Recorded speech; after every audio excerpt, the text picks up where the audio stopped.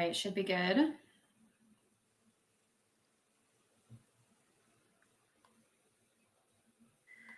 I don't see you on Facebook.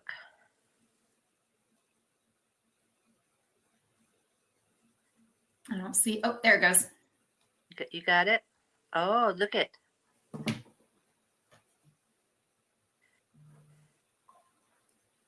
Looks like we're good. Let me know when you get it forwarded. Yeah, I don't see it in the streaming.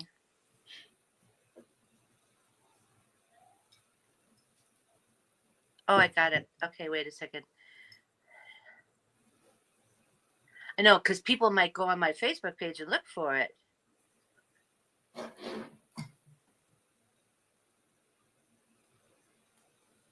Okay, and you got my list. Yep, I sure do. Oh, good. All right, I think we're all set. All right, well, good morning, everybody. Thank you for joining us for our Westy Live broadcast. I'm Jamie Chavez, President and CEO of the Westminster Chamber of Commerce, and every week we bring you a series of live broadcasts. Mondays are your backstage pass to City Hall with interviews with city council members and other key leaders in the city. Wednesdays, we talk to our newest members of the chamber, providing an introduction to what they have to offer. And then on the last Friday of the month, which is a week early this month due to Thanksgiving, we have the pleasure of talking with Jeffco County Commissioner Tracy Kraft Tharp, giving her a chance to inform you on broader county matters. If you are new to the broadcast, thank you for being here. We appreciate it. We encourage you to like and follow this page so that you will receive notifications for when we go live in the future, and you can join us then. If you're on YouTube, you can hit subscribe and explore previous broadcasts there as well. As you watch the broadcast this morning, we encourage you to engage with us. Tracy loves questions and comments, so feel free to drop any of those, say hello, and we'll get to those during the interview. And now, of course, a warm welcome to Jefferson County Commissioner Tracy Kraft Tharp. How are you today? Hi, I'm great. How are you? Good. Good. It's Friday. It's Friday. Hurrah. Hello, Mr. Carpenter. Good to see you. Yeah. So let's start out by talk about the taste. Oh, yeah, the taste. So how many people did you have and who won? And yeah, fill us in. Yeah, it was a great event. We had nearly 60 vendors. We had 535 or 36 people registered. So definitely our biggest taste event so far. So many people there. It was wonderful just to kind of walk around and see all the people and hear everybody talking and laughing and having a good time. But we did have some big winners. Best of Food was won by Contigo, which is a new restaurant. They are on 104th by like the Vasa and the Panda Express in that area. And they won Best of Food, so that's exciting for them. And let's see, Best of Drink was by Total Beverage. Best of Beverage, so that was good. Longstanding members of ours, and they really brought it this year. Best of Dessert was won by Sweets of Inspiration, which is fantastic. We've never been able to have a separate category for Best of Dessert before because we haven't had enough people participating in that category. So Erica with Sweets of Inspiration, she's participated every year, but it's pretty impossible to win Best of Food as a dessert vendor. So we were glad that we could offer that category this year. And so glad she could win that. And then Best of Service won by Church Ranch Event Center, and they win pretty regularly because they really bring it every year. They're just super creative. So talk about what they did. Well, this year they had s'mores, so you could actually roast your own s'mores, which was really cool. And then Eric's great. He's just very creative. They had a real live, recently married bride and groom show up with their attire, their wedding attire. And so, so that was fun. I think they were able to walk around and just kind of talk about their experience getting married at Church Ranch Event Center. And they also brought a magician who, a magician that recently joined the chamber as a member. And so he was there, pulling out the tricks and entertaining people. So yeah, they had a lot going on. So how can anybody else ever win? when you do s'mores, you have a live bride and groom, and on top of that, you have a magician. I mean, Yeah. it was pretty amazing. Yeah, you really got to bring it. I don't know. It's always a challenge, and I encourage all the service providers to evaluate that every year. But Eric just gets more and more creative. So Yes, yes. So what was different, and maybe I just didn't notice it in the past, if it seemed like a number of the vendors gave out coupons, yeah, which was really great. yeah. So I I mean, know, that's smart, right? Get people to come and visit your business.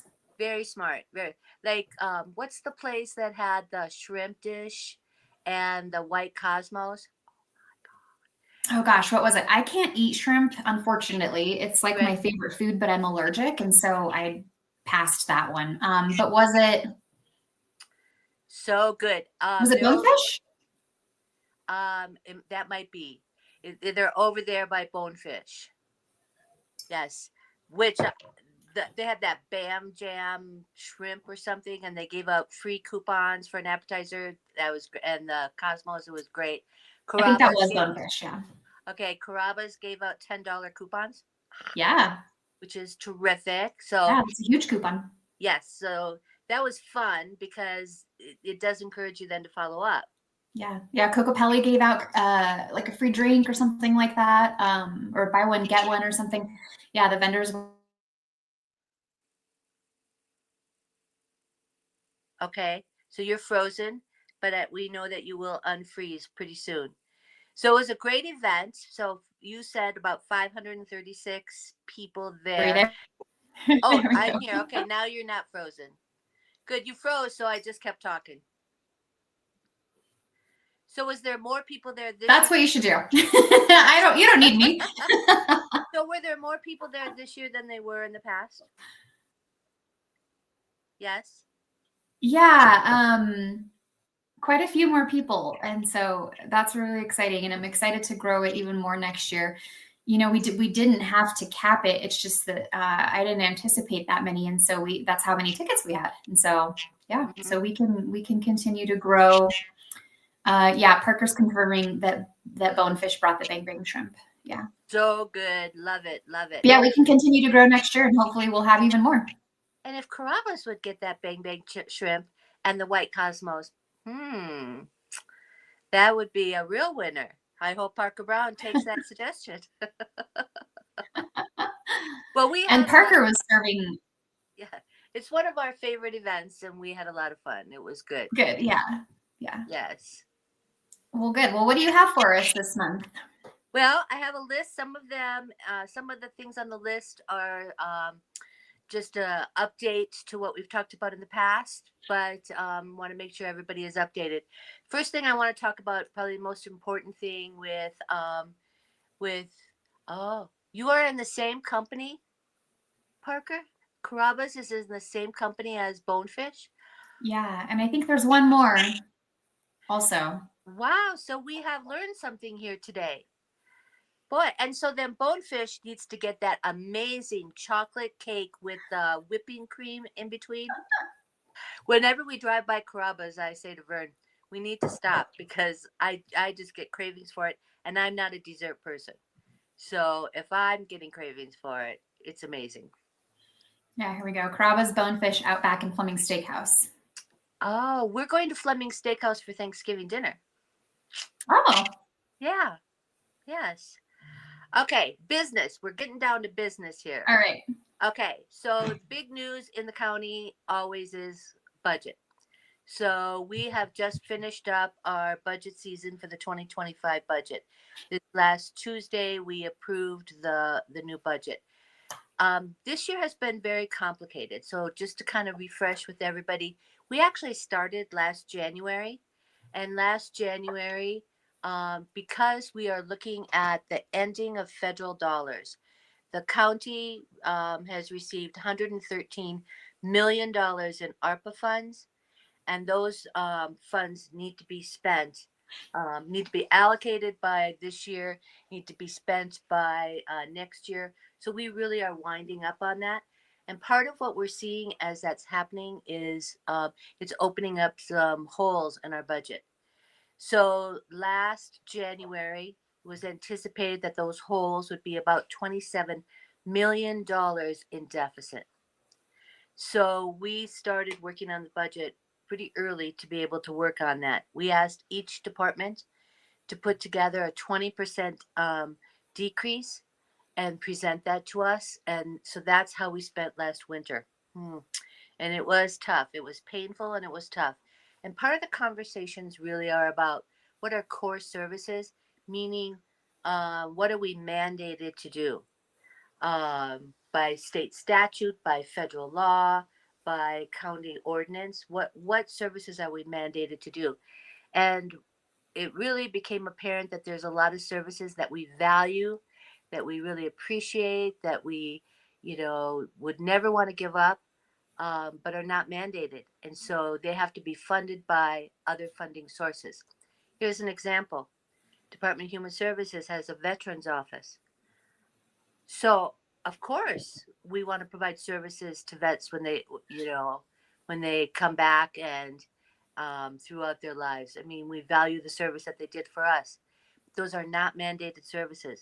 Those are services that are paid for by general fund, by outside of mandated dollars. So that's what we worked on all last winter. Um, as we have moved through this year, the deficit looked a little better, largely because we were able to use the interest off the federal dollars, but also the year started looking better. So by the end of the year, we were looking at a $15 million deficit rather than a $27 million deficit. It's really sad when you say a $15 million deficit looks better.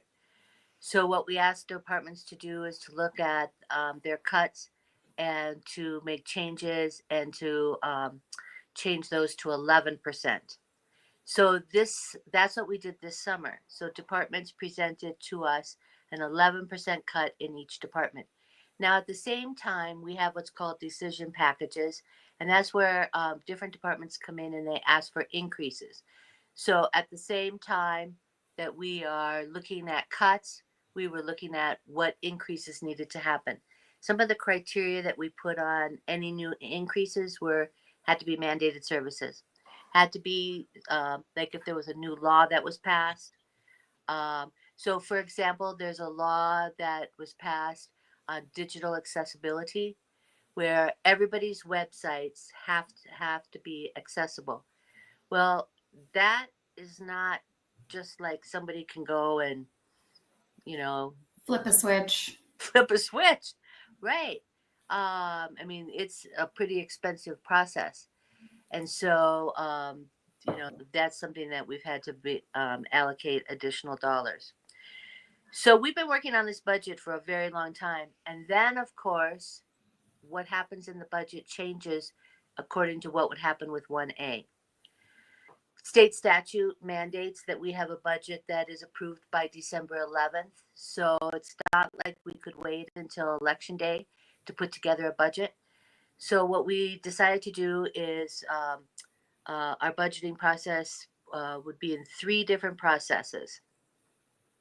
One is staff would put together a reduction budget, and that reduction budget would include the 11% from each department, any increases according to the criteria that was set, things that we absolutely had to do.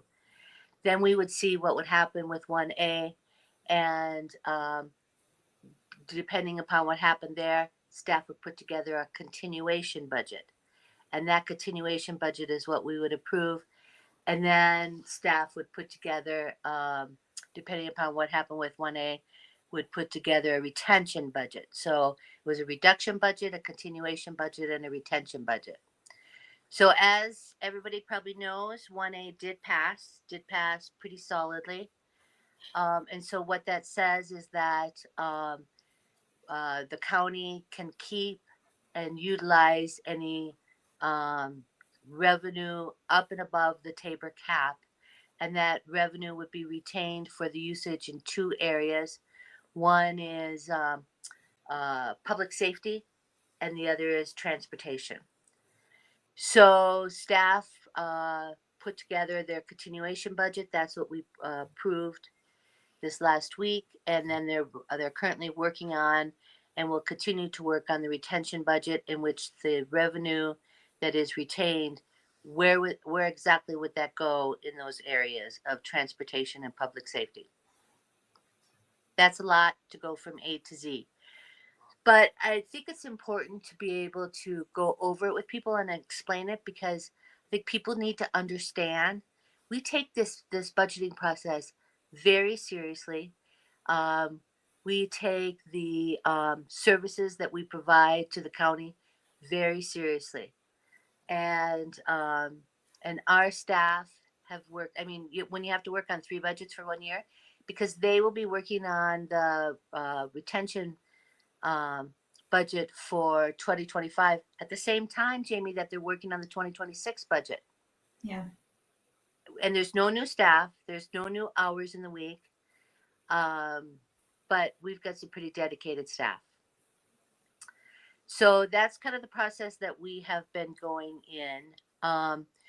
We have been, I don't want to say a lot of people, we've been getting some people coming in and testifying that they are very upset about 1A. They feel like the language was ambiguous, because part of what the language said was that the county could retain all revenue as designated by, and then it said the statute number in the Constitution, and that's the Tabor dollars, and any other state law.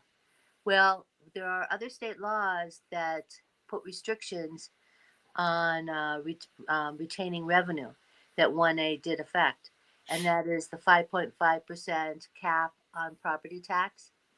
And then also, the state legislature just met, and they put a further cap on property taxes. So 1A affected both of those. So ideally, in my mind, I hope that the staff are, and what I have suggested, are putting together some meaningful transportation projects that people really will see the difference. I think that that will be really important.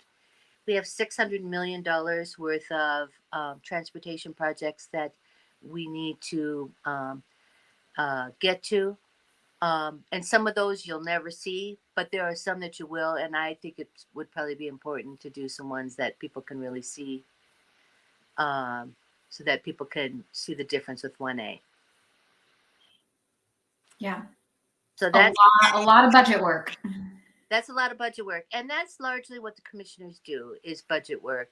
And it's probably one of the most important thing in the county. So there's 2 things in that I want people to walk away with. One, knowing 1A is passed. If they have questions about, what will happen with that, remember, the revenue that is retained will be audited every year to make sure that it's used for the purposes that we asked for. So I think that's really important, and it will be important for people to track that in the future. The other is for people to be aware that both on the county level and on the state level, the federal dollars are going away. And so as a result of that, the county has really seen a lot of difficulties in their budget. The state is looking at a $950 million cuts out of their budget this year because of the federal dollars. So that's pretty important. Councillor Dumont is asking, do you maintain current general budget for those areas? Yes. So you're asking if we spend $50 million on transportation, will that $50 million continue? I'm not sure about that, Dave. I'm not sure if the new revenue retention dollars will cover that 50 million. I think it really depends upon decisions that they make in the budgeting process. Okay. Thank you for the question, Dave. Thanks, Dave. So let me move down my list. Starting today, if you're in Golden, stop by the admin building. There's a Christmas tree in the when you first walk in between the admin building and the courthouse.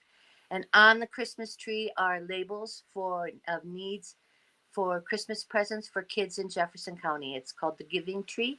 And so stop by and pick up a label, buy a present unwrapped for a child in Jefferson County, and we just need to have that back by December 5th. It's a pretty cool initiative. Yeah. And yeah, really helps kids throughout the county. Yeah. Yeah. That's good to know. We do have people reaching out, like, how can we help? Who's accepting donations? Where do we go to, support people in the community that need it? And so, yeah, thank you for letting us know. Right. And this is kind of cool because it's, you get a label and it says, paints for a 12-year-old, so it's really unique things to, individual children. So that you're helping a lot of kids. Is there a site for money donations? What the site is for money donations that I want to strongly suggest is Colorado Gives Day. And they are accepting money early, but Colorado Gives Day is December 10th, where you could choose the nonprofits that you like to be able to make a contribution to. So would really encourage cash donations to Colorado Gives. Parker says Carrabba's has a bin at the front door, and they are accepting donations for the police and fire department for kids in need in Westminster. Oh, I think that is great. Yeah. Well, that is really great. Yeah. Thanks, Parker. Okay. Thanks, Parker. Okay, to move down the list. If you know somebody that is unemployed, if you know somebody that needs a job, we are in need. We need 34 snowplow drivers. And it's difficult for us to get to all of the areas in the unincorporated to shovel, being when we're short drivers. So please, pass it on. Everybody knows somebody, and it's flexible hours. I'm assuming it's good pay. So yes, and I don't know if you need your CDL license. I think you used to need it. I'm not sure if you still do. But snowplow drivers, and hopefully we won't need them a whole lot this summer, this winter. But we already have twice. Yeah. Well, I'm like on the opposite end there, and I'm always hoping for more snow. I love it. Can you drive snowplows for fun? It's a lot of fun. I'm sure it's. Can't say I've done that. I'm sure it's tons of fun. Yes. So I mentioned this last month, but want to mention it again. The good news is Sim Street is open. Yay. Have you gone on it? No, I have not. It really is amazing. So from 112th up to 128 is the new Sim Street, and it moves from a 1-lane road into a 2-lane road. And yeah, it's pretty amazing, pretty impressive. So take a ride on Sim Street. Now, the question that I will tell you my husband has had is, before you get to the new Sim Street, the speed limit is 40 miles an hour. Once you get to the new Sim Street, it's 35. So I've asked staff to look into that. I'm not sure why the speed goes down. So we're looking at that. But it's beautiful. And it's for those of us that live in this area, it's so convenient because it has been a hassle to go either down Indiana or Wadsworth to get up north. Awesome. I know we've got just a few more minutes left. I've got 2 other things. One is, the Northwest, thanks, Dave. The Northwest Parkway has been a subject in this area forever, and it stops at 128, and then there's been talk about the build out between 128 and Golden, and that's been very, very controversial. There's a highway authority that has been developed to be able to take care of that. It really has been the city of Arvada Jefferson County, and Broomfield. Well, Broomfield has opted out of participating in that process.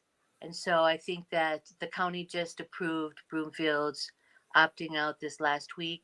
Arvada just did, 2 weeks ago, Arvada just did this last week. What that means is that it's the city of Arvada and Jefferson County that will need to decide what will happen with finishing out that parkway, if that gets finished out or not. Part of that agreement around Broomfield entering out is that they needed to pay the dues that they were owed, and as well as some of the testing that they were owed. So I don't know what's going to happen, but that process is moving along. So I just want to report out on that. Great, thank you.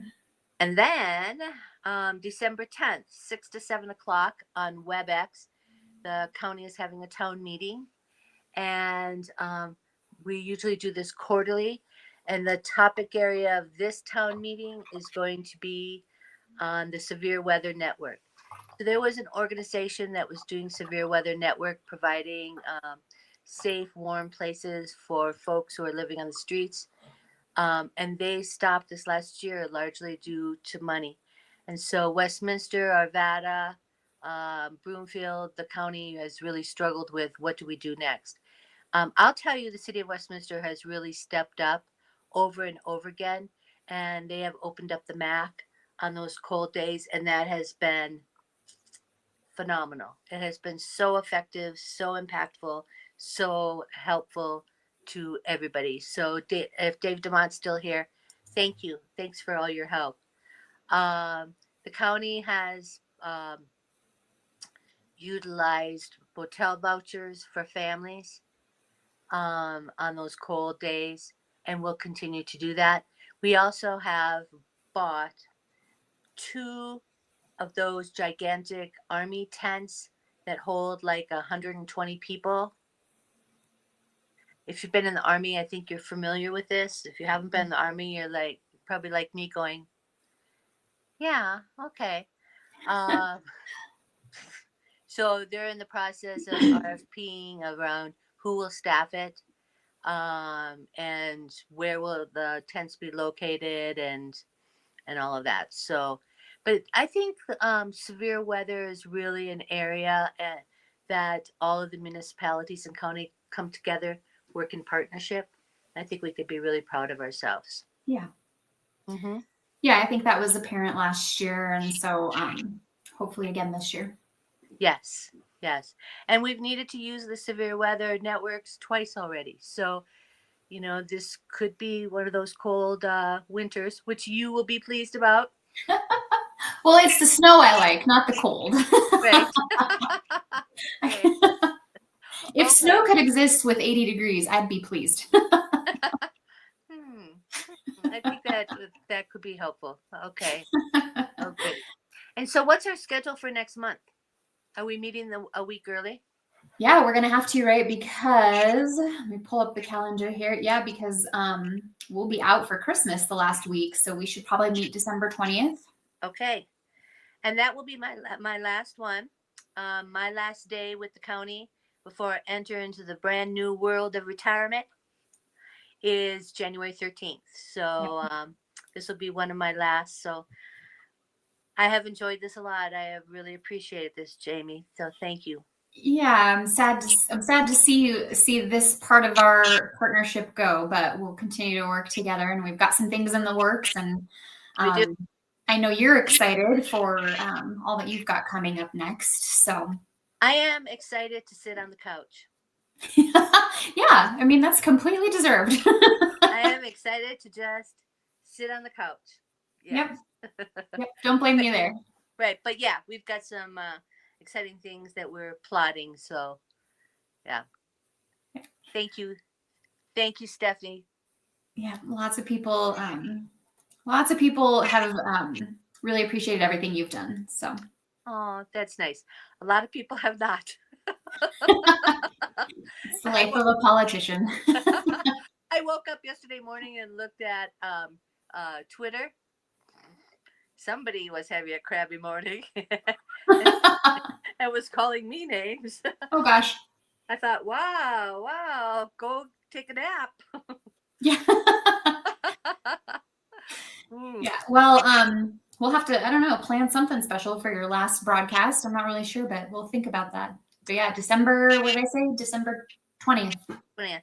Okay, I will put that in the calendar. All right. Well, thanks again, as always, for joining us. And thanks everybody who tuned in. And I hope everybody has a good rest of your Friday and happy weekend. And happy Thanksgiving. And happy Thanksgiving. Yeah. Thanks, Jamie. You're great. Thank you. All right. Bye.